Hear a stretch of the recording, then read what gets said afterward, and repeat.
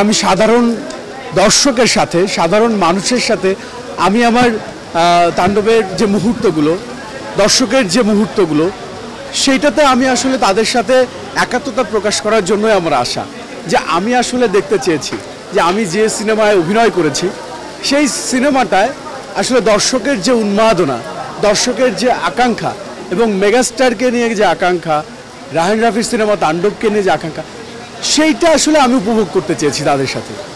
এবং আমি যখন এসেছি আমি হয়তো ভেবেছিলাম 12টা একটা শো আছে সেটা দেখবো দর্শকের সাথে, কিন্তু পরে শুনলাম যে এটা 3টার শো হবে। তো অপেক্ষা করছি এবং দর্শকের যে আকাঙ্ক্ষা এবং উৎকণ্ঠা এবং কৌতূহল এটা সত্যি আমাকে অভিভূত করেছে। অনুভূতি প্রকাশ ভাষায় আসলে প্রকাশ করা খুব কঠিন, কিন্তু আমি এটুকু বলতে পারি যে মেগাস্টার শাকিব খানের সাথে তার আমার প্রথম সিনেমা এটা আমার জন্য অনেক বড় প্রাপ্তি। রায়হান রাফির সিনেমার কাজ করা আমার জন্য অনেক বড় প্রাপ্তি। হয়তো আমার অভিনেতা হিসেবে আমার যে ক্ষুদ্র অর্জন এই ক্ষুদ্র অর্জনটা আমার মনে হয় যে এটা আমার জন্য অনেক প্রাপ্তি এবং আমার ফিউচারে এটা অনেক কিছু অবদান রাখবে আমি মনে করি এই সিনেমাটা আমার জন্য। মেগাস্টারের বরবাদ এবং তাণ্ডব দুটো তো আলাদা মুভি, তো সেখানে একটা চরিত্র ছিল জিল্লু, কিন্তু তাণ্ডব তো ডিফারেন্ট। হয়তো জিল্লু থাকবে না, কিন্তু এর চেয়ে অনেক বড় আকর্ষণ থাকবে আমার কাছে মনে হয়।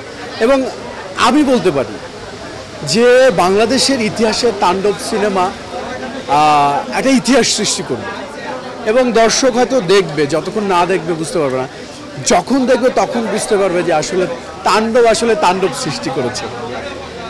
এবং আমি মনে করি যে অবশ্যই দর্শকের ভালো লাগবে এবং দর্শকের ভালোবাসা পাবে, এটা আমি বলতে পারি এবং আমাদের বিশ্বাস। আমরা এই সিনেমাটার জন্য অনেক কষ্ট করেছি এবং মেগাস্টার শাকিব খান অনেক কষ্ট করেছেন, পুরো টিম কষ্ট করেছে।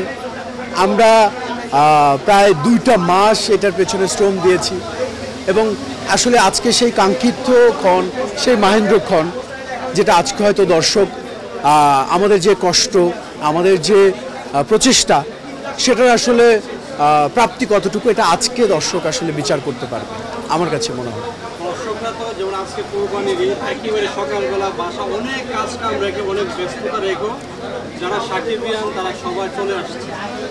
আমরা বরবাদে যখন দেখেছিলাম এই জিল্লু মাল দে এটা দিয়ে সবাই বরবাদকে চিনে, তাণ্ডবে ওরকম কোনো ধামাকা থাকবে কি এটা তো বলা যাবে না, এটা দর্শক দেখলেই বুঝতে পারবে যে আসলে তাণ্ডবে কি ধামাকা অপেক্ষা করছে তাদের জন্য।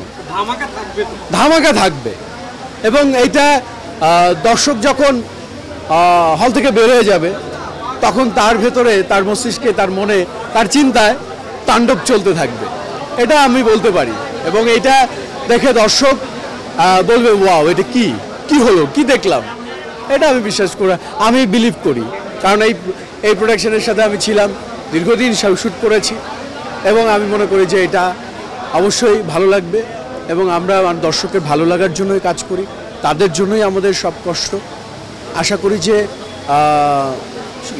এই যে কোরবানির ঈদ সারাদিন অনেক হয়তো সকালবেলা সবাই অনেক কষ্ট করছে, আমি বলবি যে কোরবানি শেষে, মাংস কাটা শেষে সবাই তাণ্ডব দেখতে চলে আসবেন।